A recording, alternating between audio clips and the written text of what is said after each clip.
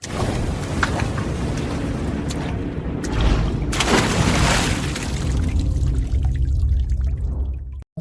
Allahumma sholli ala Muhammad wa ala ali Muhammad. Puji syukur kita panjatkan kehadirat Allah Subhanahu wa taala karena atas limpahan rahmat taufik dan hidayahnya pada siang hari ini kita bisa berkumpul kembali di acara kajian muslimah PLN Group yang diselenggarakan oleh BKP Rohis PLN Pusat pada hari ini Jumat tanggal 2 Agustus 2024. Salawat dan salam tak lupa kita curahkan kepada Rasulullah kita Muhammad Sallallahu Alaihi Wasallam beserta keluarga, sahabat dan pengikut beliau ila yaumil akhir. Bapak Ibu dirahmati Allah, mari kita langsung saja buka kajian kita dengan baca basmalah. Bismillahirrahmanirrahim. Dilanjutkan dengan tilawah Al-Quran.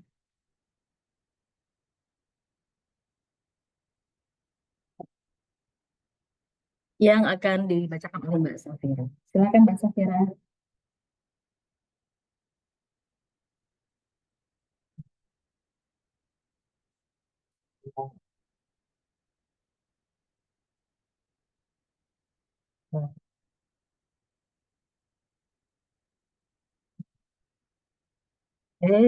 Apa nih mungkin Mbak Safira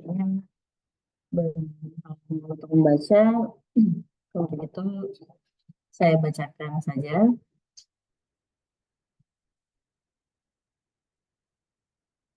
A'udzu billahi minasy syaithanir rajim. Bismillahirrahmanirrahim.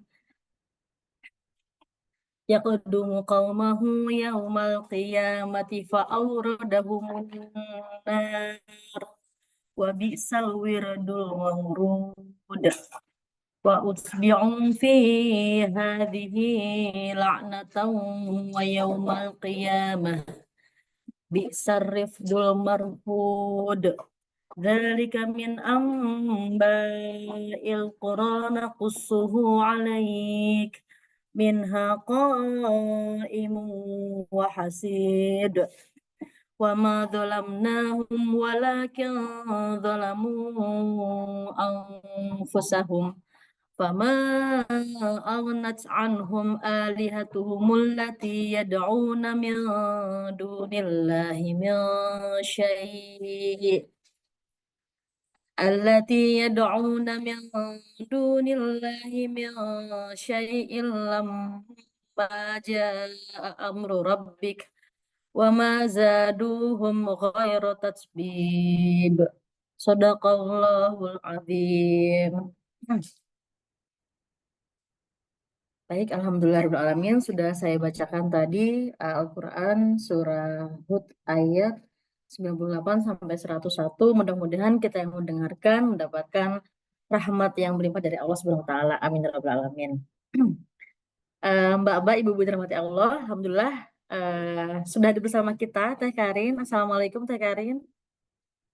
Waalaikumsalam warahmatullahi wabarakatuh. Suara saya jelas nggak ya Mbak Rashidah? Sepertinya kecil Teh Karin. Coba ya. Volume. Sudah. Iya, sudah. Suaranya udah jelas? Ya, Alhamdulillah. sudah jelas Teh. Alhamdulillah Teh Karin sudah bersama kita lagi ya Teh. Masya Allah dengan pengalamannya dalam memberikan edukasi kepada kita dan juga tentunya mendidik anaknya. Yang masuk biasa kalau saya pantau di Instagram itu saya jadi berpikir apakah saya bisa seperti Teh Karin gitu ya. Alhamdulillah Ibu Rahmati Allah mungkin sudah familiar ya dengan Teh Karin ini. Beliau nama lengkapnya adalah Karimahaman Bekom Embus. Beliau penulis buku Bumi Hijrah dan juga beliau anak-anaknya itu homeschooler ya, homeschooler dengan beliau ketiga anaknya. Oke, Ibu Binti rahmati Allah, sebelum kita mulai kajian, kami menghimbau kembali untuk bisa mengisi presensi nantinya dan juga ketika ada pertanyaan bisa langsung chat di kolom chat atau nanti di akhir sesi nanti kita tanya jawab. Insya Allah hari ini akan ada series pertama untuk tema kajian parenting Dan nanti akan kita tunggu seri-seri selanjutnya di bulan-bulan berikutnya. Dan kepada Teh Karin, waktu dan tempat dipersilakan. Dan baru ya saya izin share screen ya. Ya Allah, eh, sudah terlihat? Sudah terlihat, Teh. Ya, A'udzubillahi minasyaitonirrajim. Bismillahirrahmanirrahim. Innal hamdalillahi nahmaduhu wa nasta'inuhu wa nastaghfiruh wa na'udzubillahi min syururi anfusina wa min sayyiati a'malina. May yahdihillahu fala mudhillalah wa may yudlilhu fala hadiyalah. Asyhadu an la ilaha illallah wahdahu la syarikalah wa asyhadu anna Muhammadan abduhu wa rasuluh la nabiyya ba'dah. Assalamualaikum warahmatullahi wabarakatuh. Waalaikumsalam warahmatullahi wabarakatuh. Alhamdulillah, segala puji bagi Allah SWT yang sudah mengizinkan kita berkumpul di sini. Saya izin memperkenalkan diri dulu ya, karena diinfokan banyak peserta baru dari yang kemarin sudah hadir. Jadi sebelumnya saya pernah isi di PLN juga ya, langsung offline, dan sekarang ada peserta baru. Perkenalkan, nama saya Karina Hakman. Dulu sempat ngambil S1, ngambil Bachelor of Commerce di University of Auckland di New Zealand ya. Waktu itu dapat beasiswa dari New Zealand Education dan juga dari Sampurna Foundation. Waktu itu ngambil manajemen. Lalu kemudian saya lanjut studi setelah nikah ya, dan punya bayi, lanjut studi S2 itu di Master of Business dari Monash University di Melbourne, Australia. Itu datangnya BCom Campus dari sana. Dan untuk S2 saya dapat beasiswa dari LPDP RI ya. Alhamdulillah, bismillah bifadlillah. Setelah selesai dari sana ada sempatlah kerja dan sebagainya, tapi biasanya kalau di biodata singkat saya hanya menulis bagian, pernah menulis buku juga ya, buku hijrah. Waktu itu udah cetakan kelima, tapi kalau di saya udah habis ya. Jadi mungkin ada di marketplace, dan aktivitas sekarang selain sebagai ibu homeschooler, saya suka ngisi-ngisi di seminar juga ya, seminar jadi public speaker, insya Allah. Jadi sebenarnya kalau bicara tentang pendidikan anak di dalam Islam mungkin dibilang kalau misalnya disebut sebagai narasumber mungkin masih banyak ya ilmu saya yang kurang gitu. Jadi mungkin kehadiran saya di sini as a fellow muslimah ya, yang kemudian kita watawasau bil haqqi watawasau bis sabr.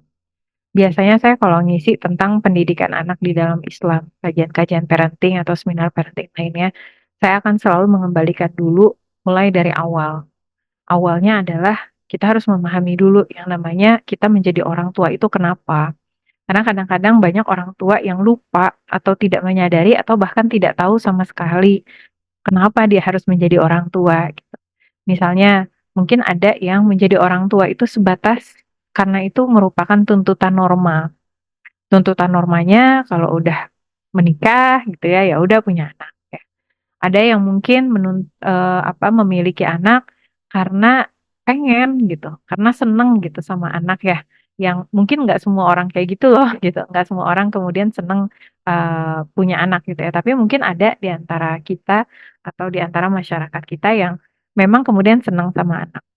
Ada yang bahkan kemudian sebenarnya nggak mau punya anak, udah bikin planning ya, nggak mau punya anak, tapi ternyata bismillah, bifadlillah punya anak juga. Nah, maka penting bagi kita untuk betul-betul memahami kenapa sih kita punya anak gitu. Kenapa sih kita mau mendidik anak.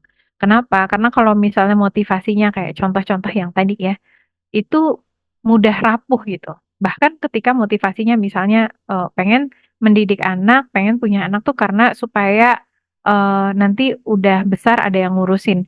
Itu shallow gitu jadi ya motivasinya. Kenapa? Kalau misalnya ternyata eh, anak-anaknya nggak bisa ngurusin gimana? Apakah kemudian tidak tercapai gitu ya? Atau misalnya ada yang karena senang sama anak, ternyata nggak semua orang senang sama anak. Maka kita kembalikan lagi kepada tujuan kehidupan kita ya. Allah Subhanahu wa taala itu berfirman, "Wa ma khalaqtul jinna wal insa illa liya'budun." Aku tidak menciptakan jin dan manusia melainkan agar mereka mengabdi kepadaku. Jadi sebetulnya tujuan dari kita hidup itu kan mengabdikan diri kepada Allah Subhanahu wa taala. Dan Allah Subhanahu wa taala sudah menetapkan ini. Kata Allah Subhanahu wa taala yang artinya adalah, wahai manusia, bertakwalah kepada Rabbmu yang telah menciptakan kamu dari diri yang satu, yakni Adam, dan Allah menciptakan darinya pasangannya Hawa ya. Pasangannya Hawa dari dirinya dan dari keduanya Allah memperkembangbiakan laki-laki dan perempuan yang banyak. Jadi memang sebenarnya salah satu tujuan kita kemudian diciptakan ada laki-laki dan perempuan, Allah Subhanahu wa taala memerintahkan kita memang untuk berkembang biak gitu ya, untuk kemudian meregenerasi. Bahkan makna dari ini saya nggak tahu nih videonya kenapa begitu ya. Makna dari khalifah ya, khalifatullah ya, ketika Allah Subhanahu wa taala menyampaikan di hadapan para malaikat ya, wa id qala rabbuka lil malaikati inni ja'ilun fil ardi khalifah. Dan ingatlah ketika Allah berfirman di hadapan para malaikat, sesungguhnya aku ingin menjadikan di atas muka bumi ini khalifah ya. Nah, salah satu makna dari khalifah ini adalah orang-orang yang nantinya akan mencetak generasi berikutnya yang lebih baik, lalu kemudian dia pun menggantikan generasi sebelumnya dengan generasi yang lebih baik. Jadi kayak kita nih, kita harus jadi generasi yang lebih baik dari generasi sebelumnya, dan kita pun kemudian harus mencetak generasi berikutnya gitu ya. Dan ketika kita kembali ke sini, ya, karena ini adalah ketertundukan kita kepada Allah Subhanahu wa taala, maka kemudian semuanya itu, semua pilihan kita dalam proses mendidik anak itu harus selalu berada di bawah koridor Allah Subhanahu wa taala. Ya, syariat-syariat yang sudah ditentukan oleh Allah Subhanahu wa taala. Sehingga kalau misalnya ada orang yang bilang ters apa gue mau milih child free deh gitu, terserah gue dong mau ngapain, kan hidup-hidup gue gitu, badan-badan gue sendiri gitu. Sebenarnya nggak benar juga gitu. Kenapa? Karena tubuh kita itu tidak pernah kemudian menjadi milik kita. Suara saya jelaskah? Karena tadi disampaikan jelas, tapi lihat di komen ada yang mengatakan volumenya kecil. Alhamdulillah sudah lebih jelas Ustazah. Panggil Teh Karin saja. Teh Karin, maaf. Ya, ya boleh panggil saya Teh Karin saja ya, insya Allah. Oke, jelas ya. Mungkin berarti volumenya yang di sana ya bisa dibesarkan gitu, insya Allah. Karena ini di laptopnya speakernya nggak berfungsi dengan baik. Jadi kalau saya copot earphone-nya, saya yang nanti nggak bisa ngedengar suaranya teman-teman. Mudah-mudahan nanti bisa terdengar ya lebih jelas, insya Allah. Jadi itu ya tadi ya, kita nggak bisa kemudian mengatakan di hadapan Allah Subhanahu wa taala, "Ya terserah dong saya mau ngapain aja," gitu ya. Kan, tubuh saya adalah milik saya, itu slogannya feminisme ya, slogannya orang-orang feminis itu, "My body is my choice," gitu. Dan sebenarnya itu agak-agak mengerikan ya, mungkin bukan agak sih, mengerikan sekali gitu, membayangkan apa kabarnya ya di hari akhirat kalau nanti bisa-bisanya ngomong di hadapan Allah Subhanahu wa taala, ya hidup saya ya punya saya, terserah saya dong mau ngapain aja gitu ya. Ya kenyataannya nggak begitu gitu. Hidup kita itu adalah milik Allah ya. Tubuh kita juga adalah milik Allah dan tugas kita itu adalah tunduk, patuh, taat kepada Allah Subhanahu wa taala. Dan ini berlaku untuk berbagai hal yang lainnya ya. Ketika kita menjalankan tugas sebagai seorang istri, ketika kita menjalankan tugas sebagai seorang anak, ketika kita menjalankan tugas sebagai seorang muslimah, semuanya ditentukan oleh bagaimana Allah Subhanahu wa taala telah menuntun kita.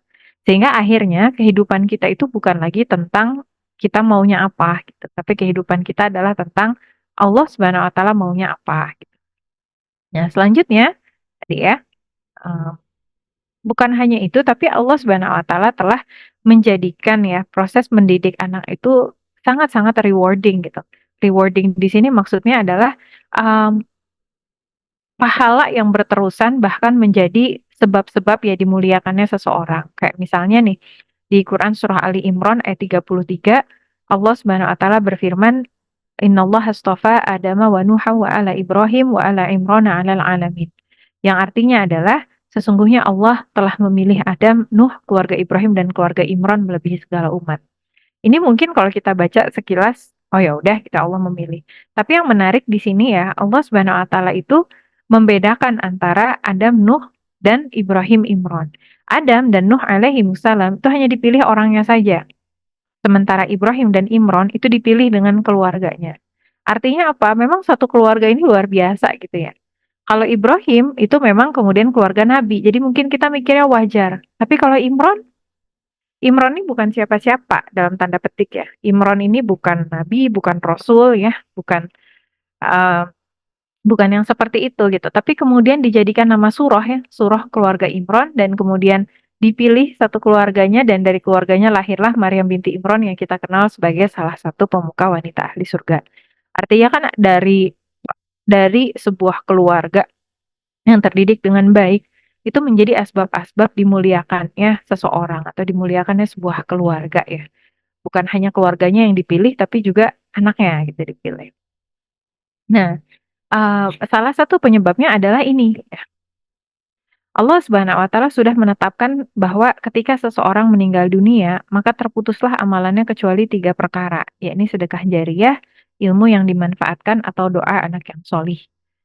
Kita sekarang nih ya, saya nggak bisa ngelihat teman-teman, mungkin lagi ada yang kerja, mungkin ada yang lagi makan, mungkin ada yang lagi menyimak, saja gitu ya, sedang fokus menyimak gitu. Tapi coba sejenak beberapa detik kita coba internalisasi. Ini adalah sebuah timeline, ini timeline-nya nggak representatif ya, intervalnya sangat-sangat tidak valid, nggak sama harusnya intervalnya gitu. Kehidupan dunia itu sebenarnya kecil banget ya, dan ini adalah kehidupan yang kita ibaratnya nih ya, ini yang kita perjuangkan sekarang, jungkir balik orang untuk bisa hidup di dunia. Padahal ternyata kehidupan di dunia tuh kecil banget, cuma satu titik ini, ya.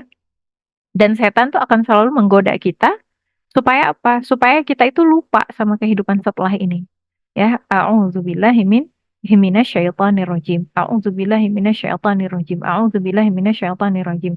Dan kita minta perlindungan Allah Subhanahu wa taala dari godaan setan yang terkutuk gitu. Dan subhanallah gitu ya. Satu kehidupan dunia yang cuma satu titik ini dengan seizin Allah Subhanahu wa taala itu menentukan bagaimana nasib kita di sini. Ya, keseluruhannya. Kenapa? Karena cuma di sini doang yang kita itu bisa beramal. Cuma di sini aja nih, cuma di satu titik ini. Jadi kalaulah misalnya kita hidup berapa tahun? 40, 60, 80, bahkan mungkin ada yang 100 tahun gitu ya. Hidup sampai 100 tahun. Tapi begitu wafat hilang semuanya gitu. Ya, kecuali apa? Kecuali amal soleh. Jadi, kalau misalnya kita masih berpikir tentang aduh, capek banget kalau hidup buat Allah, mendingan hidup buat senang-senang atau hidup ngikutin gimana deh aku maunya apa. Sebenarnya rugi banget. Kenapa? Dia senang-senangnya cuma sebentar. 60, 80, 100 tahun mungkin ya. Walaupun orang kalau semakin menua, mungkin kesenangannya juga semakin sedikit karena tubuhnya melemah begitu ya. Jadi, sementara begitu masuk ke alam kubur, ya, orang-orang kafir, musyrik, munafik, fasik, para pendosa yang tidak bertaubat kepada Allah Subhanahu wa taala, maka mereka akan berada di alam kubur dalam keadaan disiksa sampai dengan hari kiamat datang. Jadi bisa nggak, can you imagine like, how would it feel? Kayak kalau misalnya dari mulai mereka wafat sampai dengan hari kiamat itu jaraknya ternyata 1000 tahun. Berarti selama 1000 tahun itu mereka disiksa gitu. Sementara senang-senangnya tadi berapa tahun? 80, 100 tahun. Coba kita internalisasi itu. Ya. Kita ingatkan kepada diri kita, oh iya ya, one day I'll die gitu. Suatu hari nanti kita ini akan mati, kita akan wafat.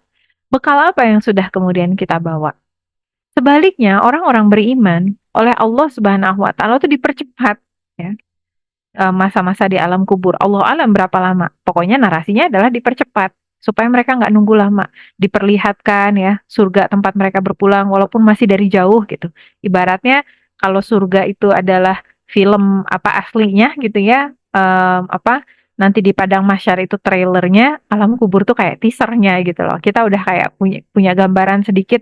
Oh nanti akan pulang di sana. Kalau di dalam hadisnya itu bahasa yang digunakan, uh, dia bisa ngintip dari pintu jendela atau di narasi yang lain dari pintu, ya bisa ngelihat ngintip di mana surga tempat dia berpulang. Terus di alam kubur juga Allahu alam bisawab ya, di alam barzakh gitu ya, di alam kubur ini Allah Subhanahu wa taala punya satu tempat yang disediakan bagi orang-orang solih dan solihah untuk saling berkumpul satu sama lain. Dan mereka saling bertanya, apa kabar si ini gitu ya. Jadi yang wafat lebih dulu bertanya kepada yang wafat lebih akhir, apa kabar si fulan, apa kabar si fulan. Nah, itu ada narasi-narasi hadisnya gitu ya, menceritakan bagaimana nikmatnya kehidupan mereka. Lalu kemudian dilapangkan kuburnya bak taman yang ada di surga. Lalu kemudian didampingi dengan amal solihnya. Kita nggak bisa ngebayangin ya, amal solih itu dalam wujud kayak apa tuh kita nggak bisa membayangkan. Tapi yang jelas kita mengimani itu, meyakini itu karena itu ada di dalam hadis ya, dan bahkan hadisnya pun hadis sahih ya dari Rasulullah Shallallahu Alaihi Wasallam. Itu yang hadis panjang itu loh, yang nanti amal solihnya datang, lalu ditanya man buka, siapa Tuhanmu, siapa siapa Rasul Allah dan sebagainya gitu ya. Nah, ada pertanyaan-pertanyaan itu. Nah, itu kan sesuatu yang kemudian kita yakini. Itu kita baru bicara tentang alam kubur. Sehingga kalau ada orang yang dia betul-betul menghikmatkan kehidupannya, ya, saya nggak tahu kenapa nggak bisa otomatis ya.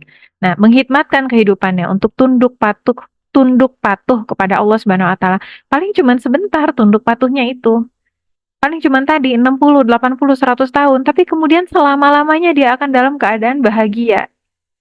Makanya saya sering nyampein, secapek-capeknya mendidik anak, ini semuanya jauh lebih worth it gitu loh. Kenapa? Balasan yang diberikan oleh Allah Subhanahu wa taala tuh jauh lebih banyak gitu, ya. Sehingga pada saat nanti kita dibangkitkan, tadi kan baru alam kubur ya, dibangkitkan di Yaumul Ba'ats, kita pun sudah merasakan nih trailernya gitu. Trailernya di padang mahsyar, tadi teaser, sekarang trailer. Gimana gitu ya. Orang-orang beriman ketika mereka dibangkitkan dalam keadaan baik dan disambut oleh malaikat. Ada malaikat yang mendampingi mereka supaya mereka nggak ngerasa takut.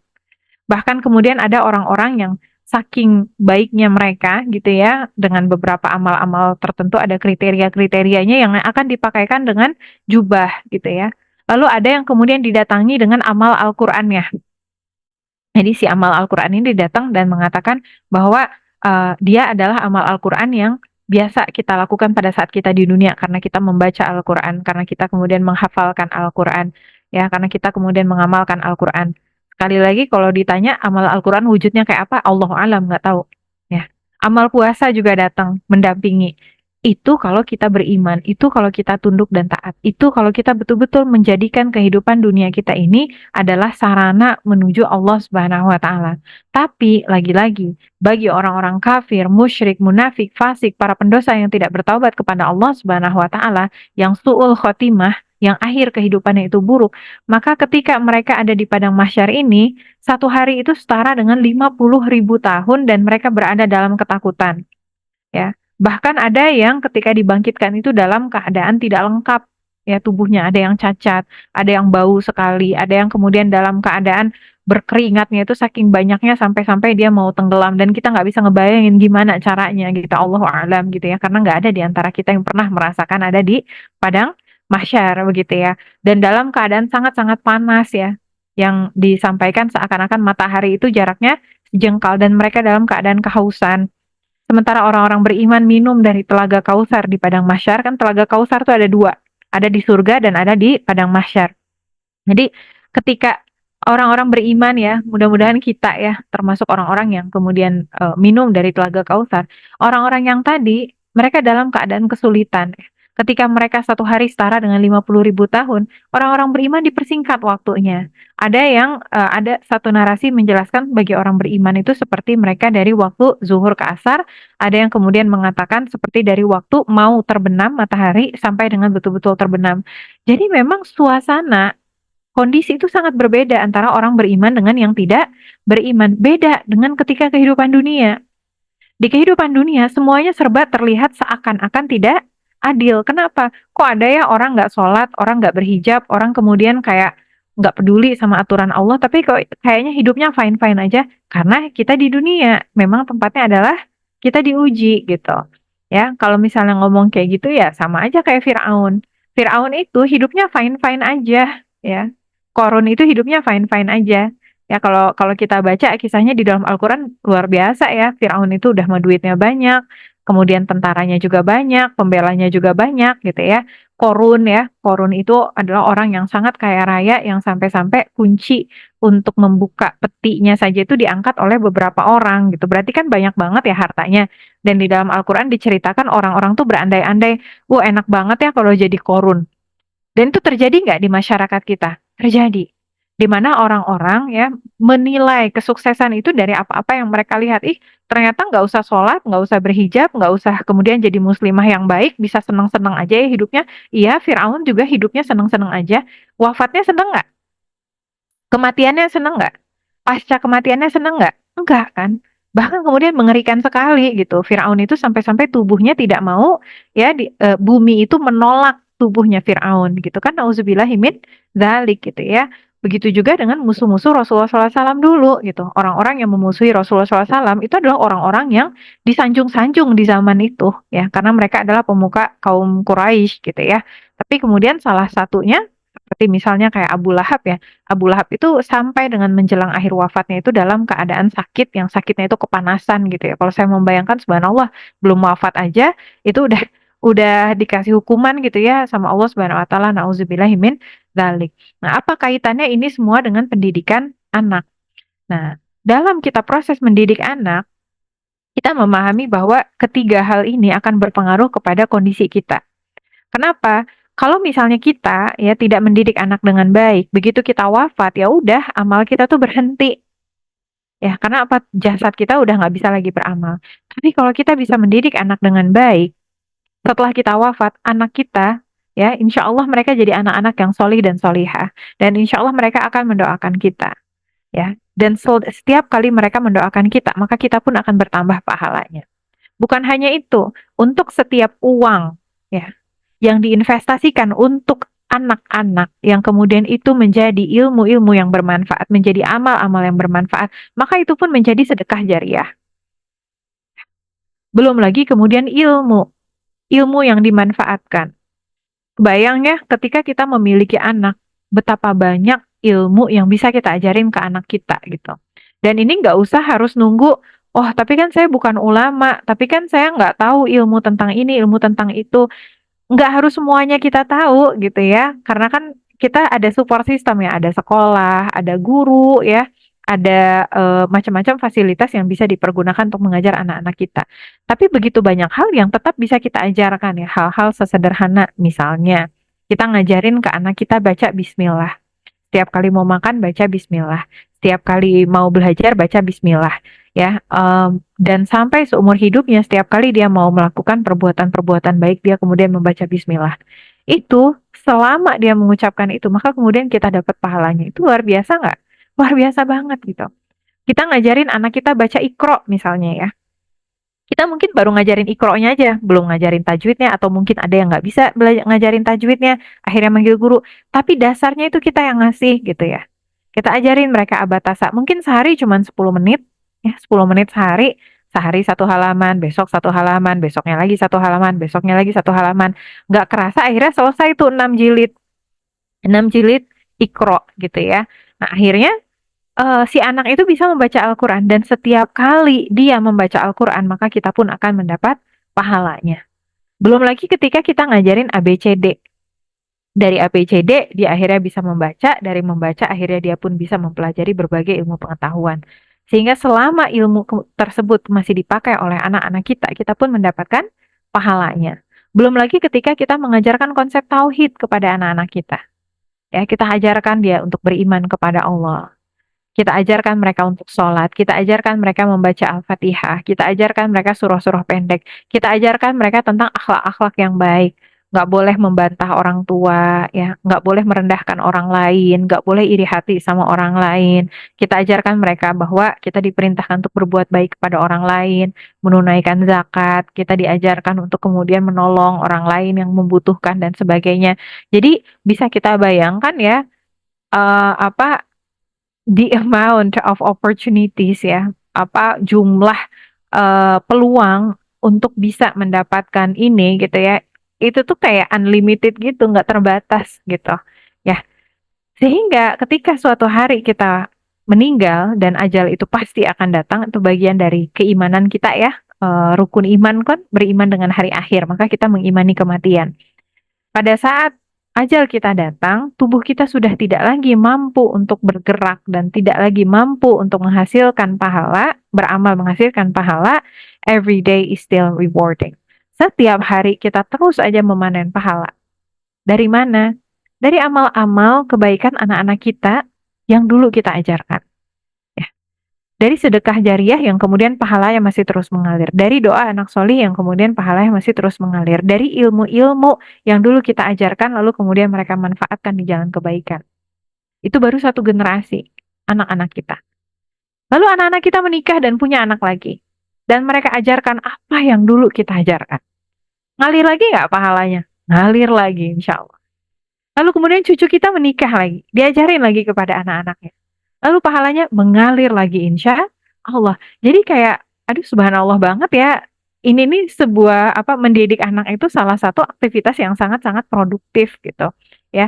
Sehingga berkebalikan dengan apa yang orang bayangkan. Aduh, jangan punya anak pas masih muda, nanti takutnya nggak produktif. Salah, justru ketika kita punya anak, kita itu jadi produktif. Produktif apa? Insya Allah kita produktif pahala, begitu ya.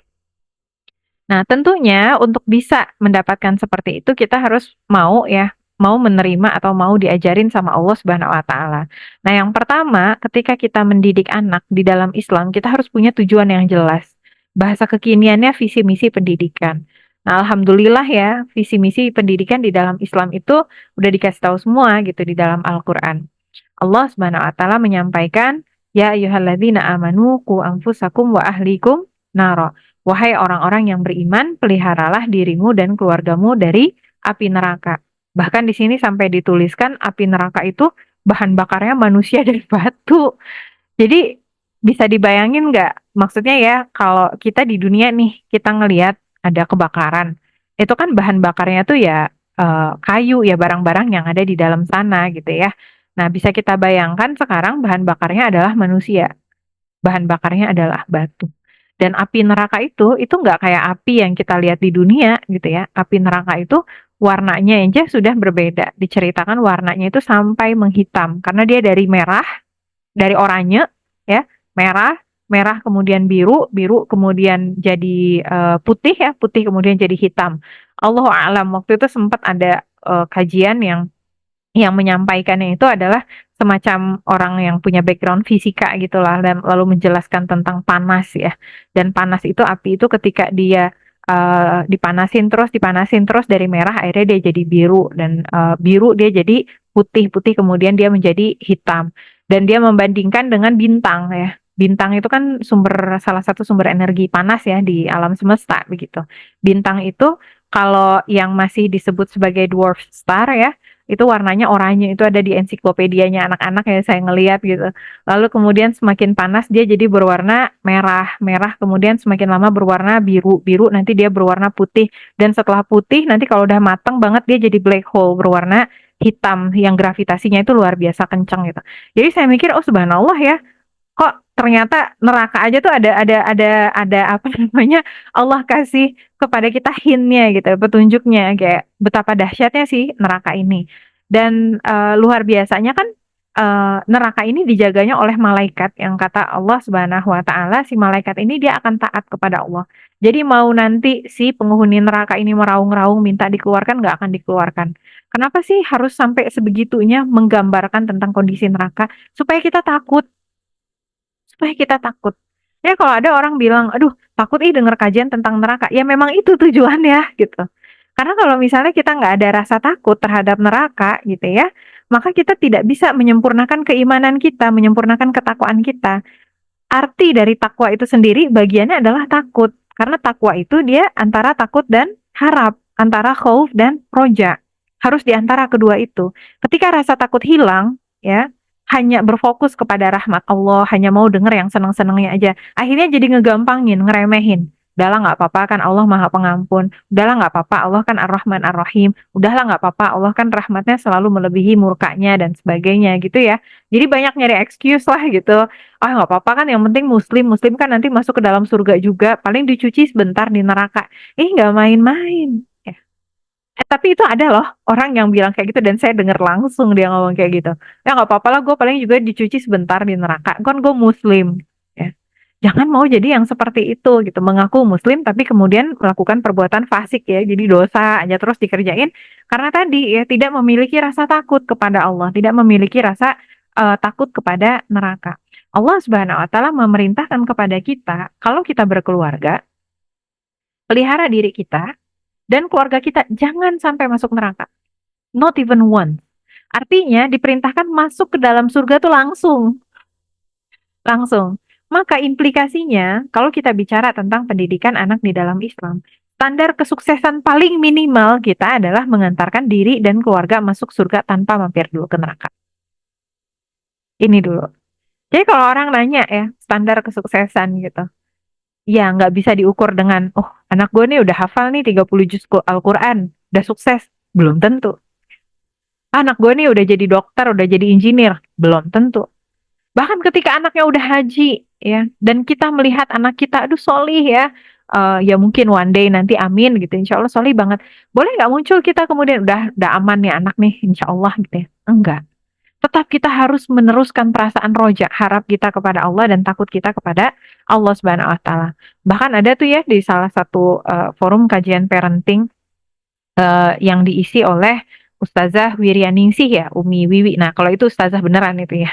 Jadi beliau punya 10 anak yang sudah hafiz dan hafizah. Itu kan buat kita, oh subhanallah ya, 10 anak hafiz dan hafizah. Jadi moderatornya nanya, Umi katanya, apa nih tipsnya dari Umi yang sudah sukses mendidik anak-anak? Dan beliau langsung bilang, saya belum tahu saya sukses apa enggak. Karena saya nggak tahu anak-anak saya itu husnul khotimah atau tidak gitu ya. Sehingga dengan adanya implikasi ini ya, kita harus betul-betul menentukan standar prioritas kita. Prioritas bukan berarti kemudian yang lain nggak penting ya. Skala prioritas. Jadi misalnya gini, lebih prioritas mana? Anak usia 7 tahun dia bisa sholat 5 waktu atau anak 7 tahun dia bisa baca? Sholat 5 waktu. Itu lebih prioritas. Bukan berarti nggak bisa, bukan berarti membaca jadi nggak penting. Jangan jangan di apa twisted ya apa perkataan saya nanti kata Teh Karin nggak penting nggak prioritas nggak gitu juga anak saya si Maryam dia bisa baca umur 4,5 tahun yang Yusuf bisa baca umur 5,5 tahun tapi tetap our priority langsung itu adalah sholat dulu gitu. Yang lain itu insya Allah akan mengikuti gitu ya. Ketika sholat itu sudah terbangun, pemahaman tentang Allah Subhanahu Wa Taala terbangun, yang lain itu insya Allah mengikuti. Lalu kemudian mana yang lebih prioritas, mengenal Al-Quran atau kemudian punya hafalan Al-Quran? Ini dua-duanya kelihatannya baik, punya hafalan Al-Quran dan mengenal Al-Quran. Tapi yang paling prioritas adalah mengenal Al-Quran. Bukan berarti kemudian ya udah kalau gitu jangan dikasih hafalan Al-Quran. Bukan berarti gitu. Tapi yang dikejar, yang diprioritaskan adalah dia harus mau mengenal dan memahami Al-Quran dan mencintai Al-Quran. Insya Allah hafalan itu akan mengikuti. Karena ketika standar prioritasnya nggak pas ya, yang terjadi adalah kadang-kadang malah jadi blunder gitu. Misalnya contoh gini, ini kasus-kasus yang banyak terjadi ya. Anak umur 4 tahun, anak umur 5 tahun dimasukin ke rukuba. Rukuba kan banyak di mana-mana ya, rumah Quran Batita. Atau enggak dimasukin ke kelas-kelas apa calistung ya, tanpa kemudian diberikan pemahaman kenapa dia belajar, kenapa dia harus ngafalin Quran dan sebagainya. Artinya akhirnya anaknya udah enek duluan. Ya, disuruh duduk gitu sejam setengah ngafalin Quran gitu ya, umur 4 tahun, umur 5 tahun gitu tanpa mengetahui kenapa gitu. Padahal kalau misalnya disampaikan dulu dengan baik-baik, diajarkan dengan nasihat yang baik, diajarkan dengan sepenuh apa kasih sayang dan sebagainya, maka insya Allah tadi ya apa keinginan untuk belajar ya, belajar membaca, belajar menulis, belajar berhitung, insya Allah bisa gitu. Termasuk juga tadi menghafalkan Al-Quran.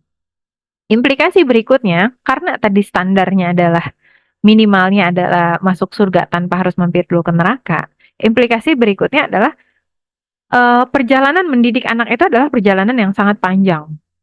Ya. Sukses gagalnya tidak bisa diklaim kecuali setelah hari penghakiman sehingga kita tidak ada alasan untuk bersegera berbangga atau sebaliknya berputus asa. Jadi kayak tadi ya misalnya udah ngerasa anak baik nih, ya belum belum pasti gitu. Kita harus terus berusaha. Sebaliknya, kalau ada yang ngerasa anaknya nakal, anaknya jadi gagal, anaknya jadi begini, jadi begitu dan sebagainya, dia tetap nggak boleh putus asa, gitu ya. Karena kan sebetulnya anak-anak itu nggak ada yang lahir tiba-tiba nakal ya. Anak-anak semuanya lahir dalam keadaan baik. Nanti ada di slide-slide berikutnya. Ini karena pengaruh pendidikan atau pola asuh yang kemudian kurang tepat, akhirnya kemudian anaknya menjadi nakal, anaknya menjadi suka membantah, anaknya jadi adiksi gadget, anaknya jadi suka marah-marah, anaknya jadi nggak suka makan yang sehat, anaknya jadi begini, jadi begitu dan sebagainya. Masih bisa nggak berubah? Masih, insya Allah. Ya, karena tadi masih panjang perjalanannya. Ya. Nah, yang ketiga Ini masih ayat yang sama ya. Di ayat ini Allah Subhanahu wa taala menyampaikan peliharalah dirimu. Jadi yang pertama kali dimention itu adalah diri kita. Ada dua implikasinya. Pertama, orang tua adalah teladan kebaikan, dan yang kedua, keberadaan anak tidak boleh menjadi excuse bagi orang tua terjauhkan dari Allah. Jadi misal gini ya, aduh sibuk banget nih ngurusin anak, boleh nggak ya kalau sholat di jama gitu ya? Ya sampai sekarang belum ada dalilnya gitu ya, kecuali kalau misalnya ada ibu yang sangat-sangat ekstrim kondisinya ya, anaknya nyusuin terus misalnya dalam keadaan sakit, itu mah kondisi-kondisi khusus gitu ya. Kan misalnya jarak antara maghrib ke isya itu pendek ya, dan ini bagian dari apa istilahnya, bukan fatwa ya, tapi semacam ijtihad lah begitu dari para ulama yang menjadikan ini sebagai rukhsah. Tapi ini kan kondisi yang sangat-sangat jarang ya, misalnya anak sakit lalu menyusui aja terus karena dia sangat-sangat butuh tadi kondisinya ya. Atau misal kondisi-kondisi khusus anak masuk ke rumah sakit lagi di IGD, nggak ada yang mendampingi, yang kondisi kayak gitu. Oke dijamak. Tapi kalau misalnya kondisi umum ya, hanya karena anaknya pengen ditemenin main, hanya karena anaknya kemudian begini begitu dan sebagainya. Orang tuanya kemudian bilang boleh nggak ya dijamak, yang nggak ada dalilnya gitu. Khawatirnya termasuk ke dalam bid'ah nanti malahan gitu ya, mengada-adakan gitu. Apalagi kan sholat sebenarnya cuma sebentar, cuma 5 menit. Kalau ibunya aja ke toilet aja masih bisa, ya kenapa buat sholat enggak kan gitu. Ya kan kalau toilet anaknya nungguin di luar gitu, atau bahkan ada yang ikut ke dalam, ya udah sholat juga ajakin anaknya gitu. Gak masalah ya, kalau masih bayi masih bisa digendong, masih bisa ditaruh di atas sejadah, siapin bantal yang empuk gitu ya buat anaknya ada di situ. Intinya nggak boleh karena kesibukan mengurusi anak kita jadi melalaikan Allah Subhanahu wa taala. Termasuk juga sarana-sarana penguatan yang lain gitu ya. Misalnya semenjak punya anak jadi nggak pernah tahajud lagi, semenjak punya anak jadi nggak baca Al-Quran lagi, semenjak punya anak jadi nggak ikutan pengajian lagi. Padahal gitu ya, justru pada saat memiliki anak itu we need Allah more than ever gitu ya. Uh, Kalau dulu kita butuh Allah tuh hanya untuk kepentingan kita gitu ya minimalnya. Ya sekarang bertambah nih gitu ya. Kita butuh Allah supaya Allah Subhanahu wa taala menjaga kita, menjaga keluarga kita khususnya tadi ya, pasangan dan anak-anak kita gitu. Dan kita menyadari diri kita itu sangat-sangat lemah gitu. Jadi kita butuh Allah sehingga pada saat kita mendidik anak ya, harapannya kita tuh benar-benar bisa balance ya antara keperluan diri kita dan juga keperluan anak-anak kita gitu insya Allah. Nah, di atas itu tujuan pendidikan di dalam Islam juga ada ini ya. Ini adalah doa yang diajarkan oleh Allah Subhanahu wa taala kepada kita. Allah Subhanahu wa taala menyampaikan mengajarkan kita doa Rabbana hablana min azwajina wa dzurriyyatina qurrata a'yun waj'alna lil muttaqina imama. Ini adalah doanya para ibadur rahman. Jadi mendidik anaknya itu permohonannya termasuk bagaimana menjadikan anak-anak itu qurrata a'yun, penyenang hati, penyejuk hati ya, dan muttaqina imama, pemimpin bagi orang-orang bertakwa. Jadi implikasinya pendidikan anak itu bukan hanya tentang menjadikan anak itu solih sendirian, takwa sendirian atau kesuksesan pribadi gitu, tapi jauh lebih luas, lebih jauh dari itu lagi, bagaimana menjadikan anak-anak yang mengajak orang-orang lain nanti menuju takwa, orang-orang lain nanti menuju kebaikan, orang-orang lain nanti akan apa namanya merasakan kebermanfaatan dari kehadirannya. Ini yang kemudian juga ingin dituju. Jadi sebetulnya ya, subhanallah, kalaulah setiap keluarga muslim memahami ini dan menjalankan peranan ini, insya Allah gitu, negara-negara di mana mayoritas muslim berada di sana atau bahkan minoritas muslim berada di sana akan merasakan kemakmurannya gitu. Kenapa gitu? Misalnya ada dokter, sekian banyak dokter yang kemudian ketika apa bekerja ya, itu tuh betul-betul karena Allah Subhanahu wa taala. Berusaha menyembuhkan orang tuh betul-betul karena Allah Subhanahu wa taala. Ada pejabat-pejabat negara gitu misalnya ya, pejabat-pejabat di apa lembaga-lembaga milik pemerintah ya, lalu kemudian mitra-mitra pemerintah semuanya menjalankan semuanya semata-mata karena Allah Subhanahu wa taala. Mungkin kita nggak akan menemukan kasus korupsi lagi gitu. Mungkin kita nggak akan menemukan adanya apa penyelewengan-penyelewengan lagi. Karena apa? Karena mereka semuanya melakukan untuk kebermanfaatan masyarakat, menjalankan peranan mereka sebagai muttaqina imama. Begitu juga dengan para pengajar, pendidik, mungkin nanti ada anak-anak yang akan menjadi dosen, menjadi guru, menjadi peneliti ya dan sebagainya. Dan ini dibutuhkan gitu ya. Karena kalau misalnya tidak ada yang menjalankan peranan-peranan tersebut, maka masyarakat akan rusak ya. dan akan mudah sekali untuk dijajah ya. Seperti sekarang kan ada beberapa kondisi di Indonesia yang menunjukkan bahwa kita ini butuh loh para orang-orang yang punya integritas menjalankan tugas-tugasnya gitu ya. Dan mudah-mudahan generasi yang berikutnya bisa lebih baik lagi insya Allah. Bukan hanya itu, tapi juga kita minta anak-anak kita itu menjadi muttaqina imama. Kalau yang tadi itu kan kayaknya berat semua gitu ya. Aduh, kok pembebanan gitu. Tapi bukan hanya itu, kita juga minta sama Allah supaya kita tuh dijadikan senang ya sama anak-anak kita ya. Senang kepada anak-anak kita. Nih, muttaqina imama itu jadi kayak penyejuk mata, penyejuk hati ya. Yang bikin kita tuh ngerasa cinta banget sayang sama anak-anak kita dikarenakan kesolihan mereka. Jadi eh, saking solihnya mereka tuh sampai ini kata Ibnu Katsir bukan kata saya ya. Jadi mutakina imama itu jadi kayak orang tua tuh benar-benar ngerasa sejuk hatinya ketika melihat kesolihan atau kesolihahan anak-anaknya itu luar biasa gitu. Itu yang kemudian kita harapkan sehingga bukan hanya kita itu mendapatkan kebahagiaan di akhirat, tapi kita juga mendapatkan kebahagiaan di dunia gitu ya, Masya Allah gitu. Alhamdulillah. Nah, sehingga akhirnya ketika peranan ini bisa didapat oleh anak-anak kita akan menjadi generasi muslim terbaik. Kan muslim terbaik itu, umat terbaik itu ya, kata Allah Subhanahu wa taala bukan kata saya ya. Eh, Kuntum khairu ummah, kamu umat Islam adalah umat terbaik yang dilahirkan untuk manusia. Ya, dikarenakan apa? Ta'muruna bil ma'ruf wa tanhauna 'anil munkar. Menyuruh kepada yang ma'ruf dan mencegah dari yang mungkar. Bahkan oleh Allah Subhanahu wa taala kita itu diperintahkan ya menjadi khalifah-khalifah. Makanya kemudian kita penting untuk menuntut ilmu, penting kita bermasyarakat, penting kita untuk menebar manfaat dan sebagainya. Nanti mangga ya ini bisa dibaca sendiri gitu insyaallah. Nah, alhamdulillahnya untuk menjalankan itu semuanya Allah Subhanahu wa taala udah ngasih kepada kita tuh bekal. Ya, bekalnya apa? Nih, fitrahnya setiap bayi yang lahir di dunia itu baik. Di Quran surah Ar-Rum ayat ke-30, ya Allah Subhanahu wa taala menyampaikan yang artinya, "Maka hadapkanlah wajahmu dengan lurus kepada agama Islam, sesuai fitrah Allah, disebabkan Dia telah menciptakan manusia menurut fitrah itu. Tidak ada perubahan pada ciptaan Allah, itulah agama yang lurus, tetapi kebanyakan manusia tidak mengetahui." Nah, di dalam tafsir Ibnu Katsir ya, kata Ibnu Katsir tentunya, bukan kata saya ya. Kata Ibnu Katsir, ya memang manusia itu pada saat diciptakan dan pada saat lahir mereka dalam keadaan bertauhid kepada Allah Subhanahu wa taala dan fitrahnya akan selalu seperti itu. Makanya orang-orang yang menentang fitrah, dia tidak akan mendapatkan kebahagiaan yang hakiki karena menjalankan kehidupannya tidak sesuai semestinya gitu. Dia nggak akan bisa optimal begitu. Begitu juga hadis yang disampaikan oleh Rasulullah SAW, yang artinya setiap anak dilahirkan di atas fitrah, kedua orang tuanya lah yang menjadikannya Yahudi, Nasrani atau Majusi. Maka implikasinya sebetulnya setiap anak itu lahir dalam keadaan baik. Orang tuanya lah yang bertanggung jawab untuk memfasilitasi, menjaga, dan menumbuhkan fitrah kebaikan anak tadi. Dan ini butuh banget ya dipahami oleh orang tua supaya orang tua itu tidak mudah suuzon, buruk sangka sama anaknya. Bisa belum apa-apa tuh udah curhatnya tuh udah beda gitu. Curhatnya adalah, duh, anak saya yang satu ini memang udah nakal dari kecilnya juga. Gak ada yang seperti itu. Begitu banyak ya karakter-karakter bawaan anak tuh yang sifatnya sebetulnya netral.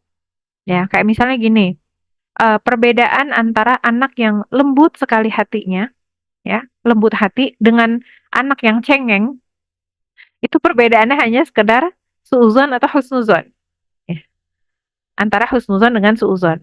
Nah, kalaupun anaknya misalnya ya soalnya gampang banget nangis teh, ya gampang banget sedikit-sedikit nangis, sedikit-sedikit nangis. Berarti orang tuanya yang harus memfasilitasi bagaimana lembut hati tadi bisa dikelola dengan baik sehingga dia menangis pada saat waktu yang seharusnya. Ya, nangis pada saat ketemu nangis pada saat merindukan Rasulullah SAW, nangis pada saat membaca Al-Quran karena terharu ya dengan ayat-ayat Allah, nangis ketika berzikir mengingati Allah. Itu butuh hati yang lembut nggak? Butuh hati yang lembut. Ya, apalagi dulu sempat ada ya di kala sebagian masyarakat itu pemikiran bahwa kalau anak laki-laki itu nggak boleh punya hati yang lembut ya, makanya dikeras-kerasin, nggak boleh nangis, nggak boleh dipeluk, nggak boleh dicium. Jadi aja di generasi kita akhirnya banyak yang curhat suaminya nggak romantis gitu, karena dari dulu diajarinnya begitu. Nah kita jangan seperti itu gitu ya. Bahkan ketika yang lembut hati itu adalah anak laki-laki ya, kita fasilitasi dan ajarkan bagaimana cara mengelolanya. Perbedaan antara anak yang keras kepala dengan kuat tekad. Ya, yang membedakan tadi sesederhana suuzon atau husnuzon. Iya nih anak saya yang satu ini memang keras kepala banget. Kalau husnuzon, oh masya Allah ya, ini anak memang kuat sekali tekadnya. Ya, kalau misalnya lagi mau main boneka, bonekanya udah ditaruh di atas, dia akan manjat. Gimana caranya dapat si boneka tersebut gitu? Itu kan kuat tekad ya. Jadi kalau kita fasilitasi dengan baik, misalnya ya, kita temukan potensinya, terus dia akan belajar dengan sangat-sangat rajin. Kalau dia punya tekad menghafalkan Al-Quran, dia akan betul-betul menghafalkan Al-Quran. Dia punya tekad misalnya mau jadi apapun lah nanti cita-citanya ya. Jadi akan kejar itu. Tapi tadi kalau orang tuanya bisa mengarahkan ke jalan yang baik. Jadi begitu banyak perkara yang sebetulnya anak-anak itu bawaannya itu baik semuanya gitu. Tapi orang tuanya boleh jadi kemudian dalam pola asuh, pola pendidikan tadi kurang mampu untuk menempatkan sehingga yang terjadi adalah blunder ya, sebaliknya gitu. Nah, artinya kalau misalnya sekarang kita melihat kondisi anak-anak kita masing-masing, kita melihat ada kekurangan dan kesalahan, yang pertama kali harus dievaluasi adalah diri kita sendiri. Contoh yang familiar banget ya, ini para orang tua yang cerita, "Aduh gimana ya Teh, anak saya ini susah banget diajakin belajar," gitu. Ya saya juga bingung ya kalau dia nggak mau belajar di rumah ngapain gitu. Terus ya di rumah tuh main terus gitu. Tapi kan main tuh kan capek sebetulnya ya. Dia ngapain aja selain main? Oh iya dia sukanya nonton sama main game. Karena kalau nonton sama main game kan tubuhnya nggak bergerak banyak, ya nggak? Jadi energinya lebih apa beda lah gitu ya efeknya gitu.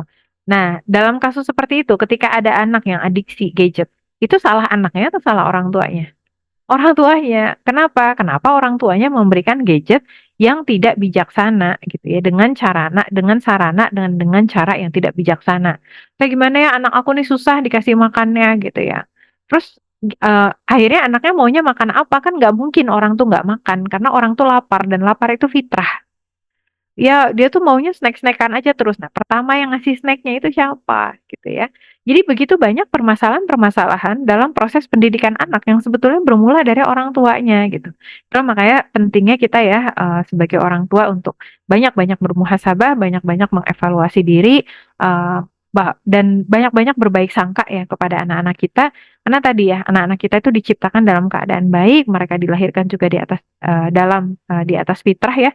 Allah Subhanahu wa taala sudah memudahkan itu bagi kita. Tugas kita adalah tadi bertanggung jawab memfasilitasi, menjaga dan menumbuhkan fitrah kebaikan anak. Bagaimana caranya? Nah, ini ada tahapan-tahapannya mungkin di pertemuan-pertemuan selanjutnya ya. Insya Allah karena tadi saya dikasih amanah sampai jam 12.45. Ini mungkin nanti di pertemuan selanjutnya ini ada tahapan perkembangan anak, bidang pengajaran ya, lalu kemudian ini rinciannya, rincian dari bidang pengajaran, lalu kemudian ada cara-caranya ya dan sebagainya. Mudah-mudahan Allah Subhanahu wa taala memberikan hidayah terbaik bagi kita semuanya. Allahu a'lam bishawab. Untuk salah dan kurangnya mohon maaf banyak-banyak. Kalau ada yang baik semua datang dari Allah Subhanahu wa taala. Wassalamualaikum warahmatullahi wabarakatuh. Uh, Allah Subhanahu wa taala sudah sampaikan kita pada penghujung kegiatan kita. Mudah-mudahan apa yang kita lakukan tadi diterima oleh Allah Subhanahu wa taala dan Allah Subhanahu wa taala mengampuni hal-hal yang kurang berkenan dari apa yang kita sudah laksanakan. Mengambil momentum ya keberkahan majelis kita, saya izin untuk memimpin doa sesuai yang sudah diamanahkan. A'udzubillahi minasyaitonirrajim. Bismillahirrahmanirrahim. Alhamdulillahirabbil alamin. Assalatu wassalamu ala asyrafil anbiya'i wal mursalin wa ala alihi wa ashabihi ajma'in. Allahumma ighfir lana dzunubana wa liwalidayna walil muslimin wal muslimat wal mu'minin wal mu'minat wal mujahidin wal mustad'afin fi kulli makan wa khususan fi Indonesia wa fi Palestin. Rabbana zalamna anfusana fa illam taghfir lana wa tarhamna lanakunanna minal khasirin. Rabbana la tuzigh qulubana ba'da idh hadaitana wa hab lana min ladunka rahmah innaka antal wahhab. Ya hayyu ya qayyum bi rahmatika astaghith fa aslih lana sya'na kullah wa la takilna ila nafsina tarfata aina ya muqallibal qulub tsabbit qulubana ala ta'atik wa dinik. Allahumma inna nas'aluka al-huda wat tuqa wal afafa wal ghina. Allahumma inna nas'aluka hubbuk wa hubba man yuhibbuk wa hubba amal yuqarribuni ila hubbik. Allahumma kfina bihalalik an haramik wa aghnana bifadlika amman siwak Rabbana hab lana min azwajina wa dzurriyyatina qurrata a'yun waj'alna lil muttaqina imama. Rabbana atina fid dunya hasanah wa fil akhirati hasanah wa qina adzabannar. Amin ya rabbal alamin. Wa sallallahu ala sayyidina Muhammad wa ala alihi wa sahbihi wasallim. Barakallahu fikum jami'an wa jazakumullahu khairan katsiran. Akhwati fillah semua yang hadir di sini, saya sekali lagi mohon maaf banyak-banyak untuk segala salah dan kurangnya. Kalau ada yang baik semua datang dari Allah Subhanahu wa taala. Wassalamualaikum warahmatullahi wabarakatuh. Waalaikumsalam warahmatullahi wabarakatuh.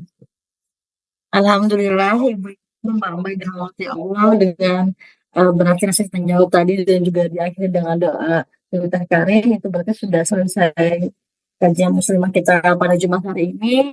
Mudah-mudahan kita dapat mengambil banyak hikmah, pelajaran, dan bisa menjadi bekal kita ya untuk menggapai ridho Allah Subhanahu wa taala. Baik, Ibu-ibu, mari kita tutup saja kajian kita dengan membaca hamdalah. Alhamdulillahirrahmanirrahim. Istighfar sebanyak-banyaknya. Astagfirullahaladzim, astagfirullahaladzim, astagfirullahaladzim. Dan doa kafaratul majlis. Subhanallah, wa bihamdika, asyhadu an la ilaha illa anta, astaghfiruka wa atubu ilaik. Saya Rasyidah, mewakili dari panitia BKK Ravis PL Pusat undur diri. Mohon maaf jika ada salah kata dan perbuatan. Kita ketemu lagi Jumat depan, insya Allah dengan tema-tema yang akan di-share dan luar biasa juga. Mari, wassalamualaikum warahmatullahi wabarakatuh.